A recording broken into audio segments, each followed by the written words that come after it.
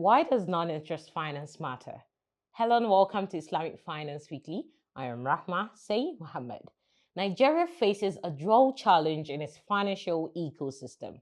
High financial exclusion, over 38 million adults remain outside the formal system, largely due to distrust, poverty, and cultural reservations.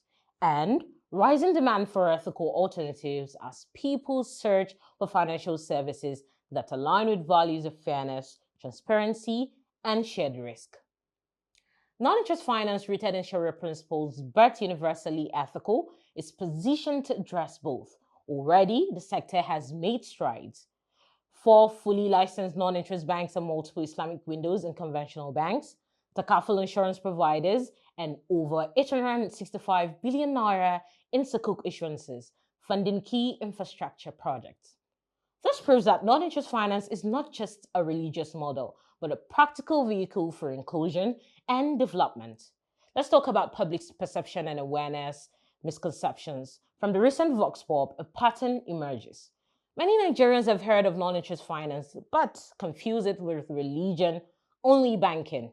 Others are open to using it, but lack clarity on its workings. E.g., how does a bank survive without interest? That's a question most people will ask.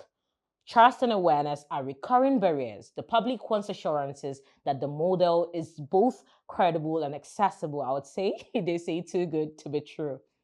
While this shows that financial literacy and public education remain crucial to breaking misconceptions. I don't think so. I don't think so. Me personally, I don't believe that faith or church or anything can affect my banking finance or anything. To my own point of view, I don't really think. But if I will be factual about it, it may and may not affect because some people believe they not align with, let's say, religious conflicts. Yes, that's one area that is really affecting the non-interest banking because majorly most of the banks that I mentioned, they are Muslim-oriented banks. Now, let's talk about expert insights. In the interview with Dr. Basheer Oshodi of Trust Arthur, also the president of NIFIAN, growth is real, but still at an early stage compared to global Islamic finance hubs. He said to expand the frontiers, Nigeria needs innovation like digital platforms, fintech collaborations, stronger regulation, and integration with ESG finance. Non-interest finance should be framed as ethical finance, broadening its appeal beyond religion to every Nigerian sees its relevance. Dr. Bashir also emphasized that policy support and stakeholder collaboration are key to scaling adoption sustainably. We need to have mobile apps that are functional. You Mm, know, can you imagine in this time, sometimes internet banking, just internet banking, or yeah. non-interest banking is not effective. And they Mhm. get frustrated. I'm like, hey, so why am I using this? I want to just transfer Yeah. this money to another company. Why is it taking me so long? Islamic Right. collaboration, data analytics. Hmm. I'm going to have all sort of virtual malls. I can see the conventional banks trying to do that too. Yeah. We need to control that market. Of course, regulatory role has been fantastic, I must confess. They've come up with tailored regulations already. Tax neutrality policy has been done. Public-private, there's a part of platforms. So Islamic financial institution needs to create platforms that can allow also to be built upon. Yeah. Just my there. Now, let's talk about gaps and opportunities.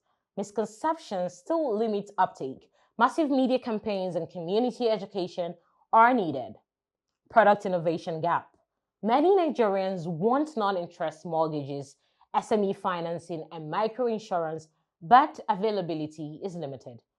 Technology opportunity. Fintech integration can expand reach, particularly to youth and unbanked rural populations. Another one is trust opportunity. More transparency in contracts, success stories, and impact measurements will help build credibility. What's the road ahead? Expanding the frontiers of non interest finance in Nigeria requires a three-pronged strategy.